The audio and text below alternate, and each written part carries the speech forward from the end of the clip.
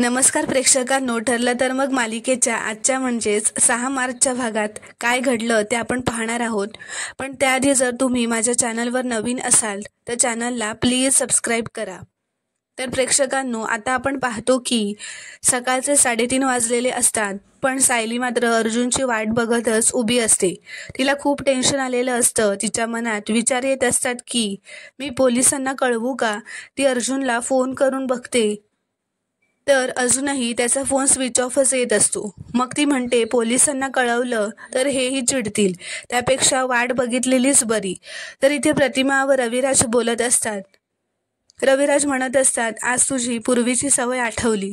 पूर्वी जेव्हा जेव्हा भांडण व्हायचं तेव्हा उपाशी राहायचीस तू. आज पण जेवलेली नाहीयेस तू. चल जाऊया, असं म्हणत आता ते घरात जातात.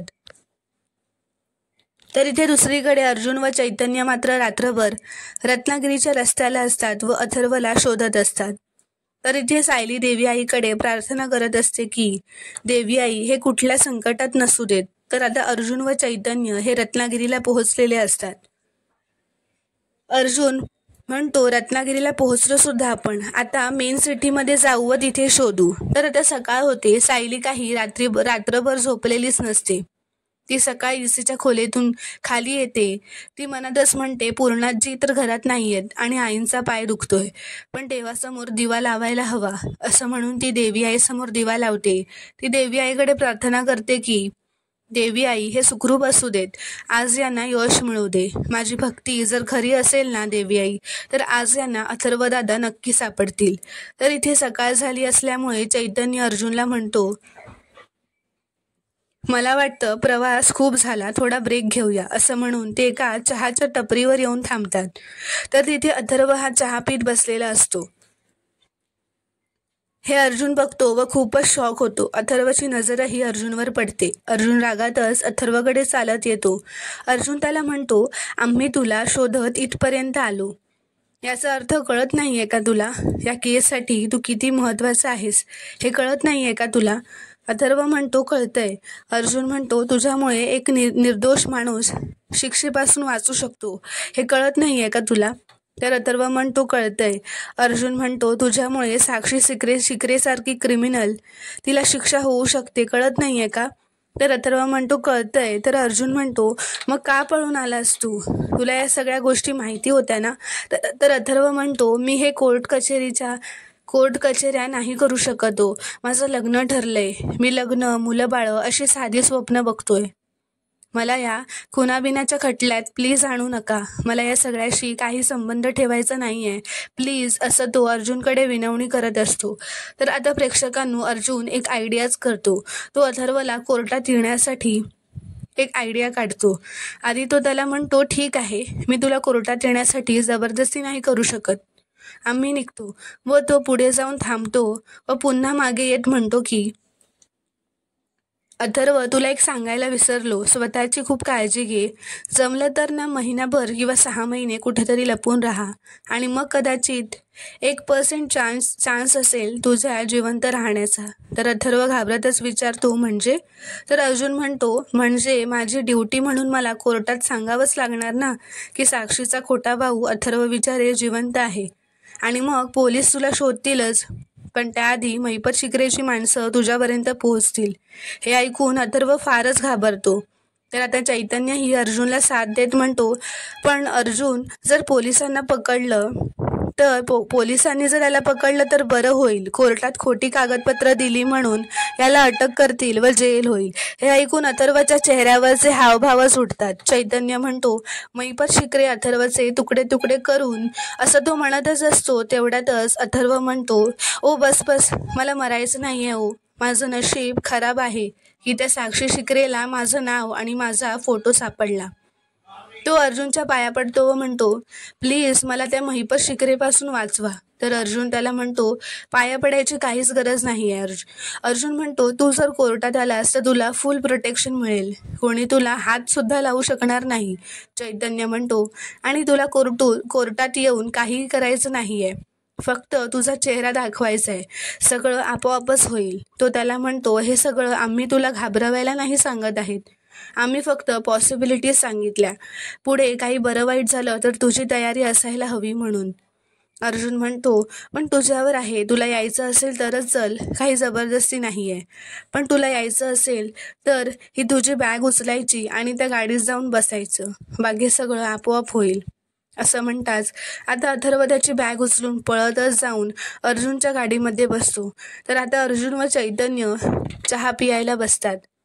तर आता इथे सुभेदारांच्या घरी सगळे नाश्ता करत बसलेले असतात, पण सायली मात्र दाराकडे बघत अर्जुनची वाट बघत बसलेली असते. तर विमल सायलीकडे येते व म्हणते, सायली ताई, तुम्ही पण थोडं खाऊन घ्या, काल रात्रीपासून तुम्ही काहीच खाल्लेलं नाहीये. काळजी करू नका, अर्जुन दादा येतील घरी. तर हे ऐकून कल्पना अश्विन खूपच शॉक होतात. तर प्रताप उभा राहतो व विचारतात की अर्जुन अजून आलेलाच नाहीये. तर कल्पना विचारते, कुठे गेलाय तो? आता तो केसच्या कामासाठी अशी अर्धवट उत्तरं देऊ नकोस, नीट काय ते सांग, असं कल्पना सायलीला म्हणते. अश्विन विचारतो, तुझं त्याच्याशी फोनवर तरी बोलणं झालंय का? तर सायली म्हणते, नाही. तर कल्पना म्हणते, मग आपल्याला कळणार कसं की तो सुखरूप आहे की नाही? तर सायली म्हणते, आई, अहो ते सुखरूपच असतील, ते एका साक्षीदाराला शोधायला गेलेत. काल जेव्हा माझं रात्री चैतन्य भाऊजींशी बोलणं झालं तेव्हा ते म्हणाले की कदाचित रत्नागिरीच्या दिशेला जातील, पण त्यानंतर त्या दोघांचे फोन बंद लागतायत, काही बोलणं झालेलं नाही. कल्पना म्हणते, अगं तुला एवढं सगळं माहिती आहे आणि तू आमच्यापासून लपवून ठेवलंस. तर सायली म्हणते, लपवलं नाही, फक्त तुम्हाला काळजी वाटेल म्हणून सांगितलं नाही. तर प्रताप सायलीला म्हणतो, हे सगळं आश्रम केसच्या संदर्भात चालू आहे ना? तर सायली हो म्हणते.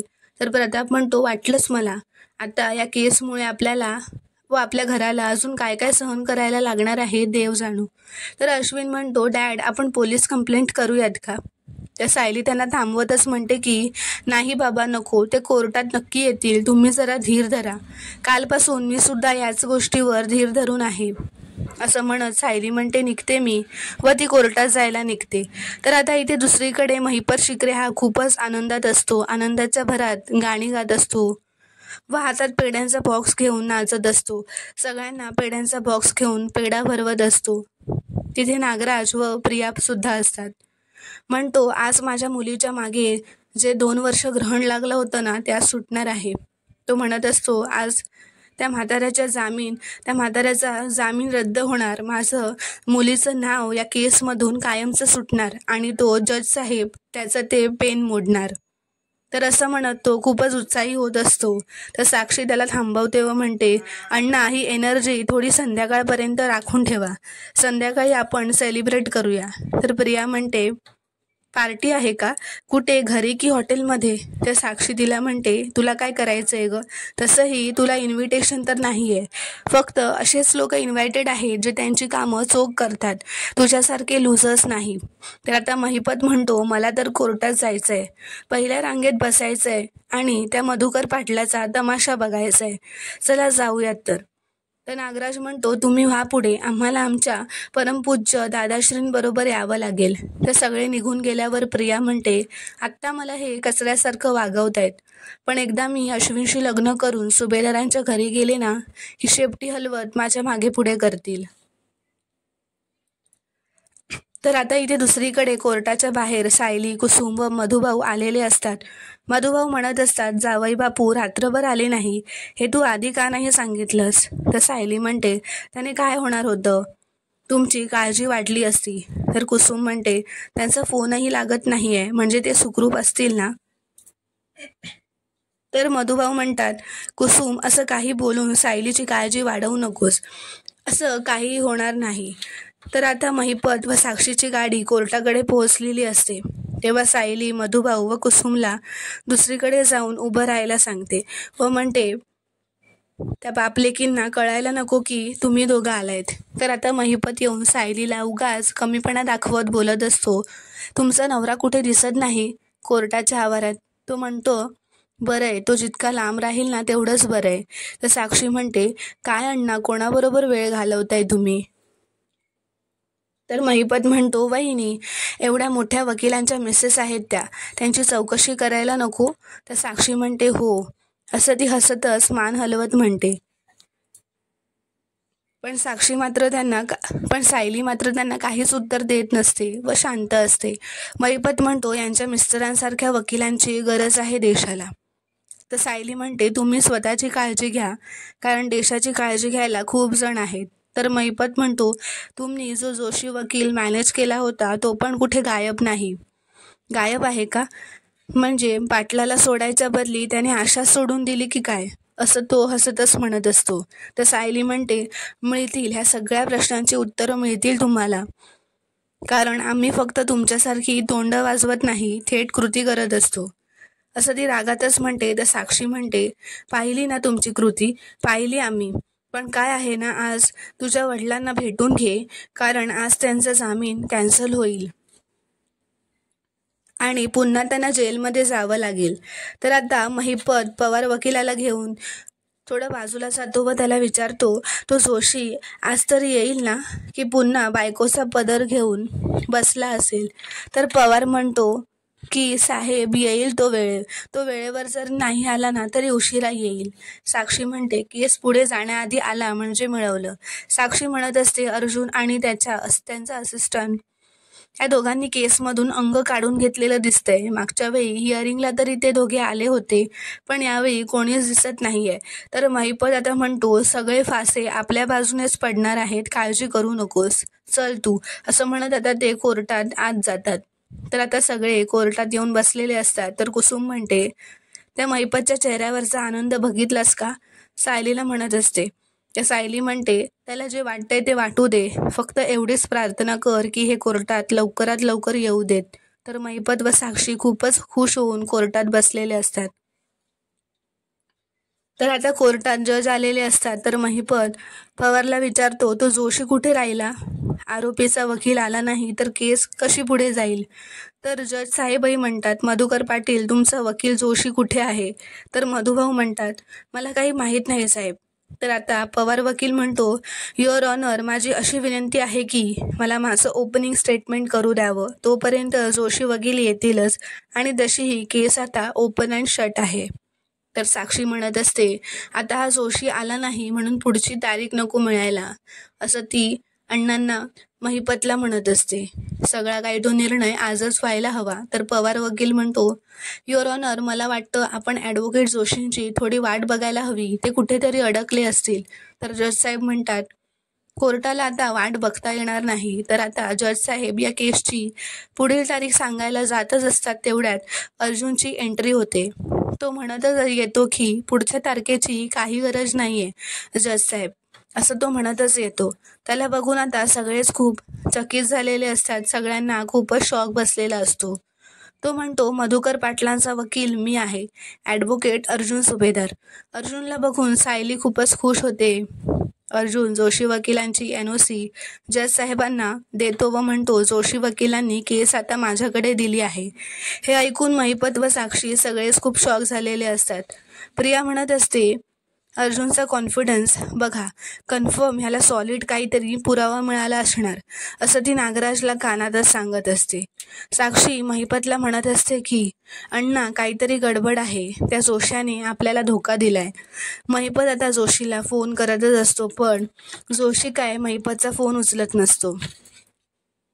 साक्षी म्हणत असते, लवकरच काहीतरी करा अण्णा, ही केस आता अर्जुनच्या हातात गेली आहे, हे चांगलं लक्षण नाही आहे. तर महिपत म्हणतो, नको काळजी घेऊ, काही नाही होणार.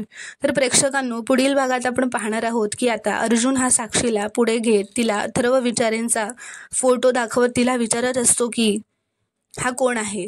तर साक्षी अर्जुनला रागातच म्हणते, तुला किती वेळा सांगितलंय ना तुला, हा माझा भाऊ आहे आणि या खुनाच्या दिवशी मी याच्याच अंत्यविधीला गेले होते. तर आता अर्जुन साक्षीचं सत्य पुढे आणण्यासाठी जोरातच ओरडून म्हणतो की माय लॉर्ड, साक्षी शिखरे कोर्टाची फसवणूक करत आहे. तर अर्जुन जोरातच म्हणतो, आणणारे त्याला, असं म्हणत तो ओरडतो. तर आता अथर्व विचारेची एंट्री होते. तर साक्षी खूपच शॉक होऊन म्हणते की हा इथे कसा? तर अर्जुन म्हणतो, काय झालं मिसेस साक्षी, भूत पाहिला का, असं तो तिला विचारतो. तर प्रेक्षकांनो, पुढील भाग पाहणं खूपच इंटरेस्टिंग ठरणार आहे. व्हिडिओ पूर्ण बघितल्याबद्दल धन्यवाद.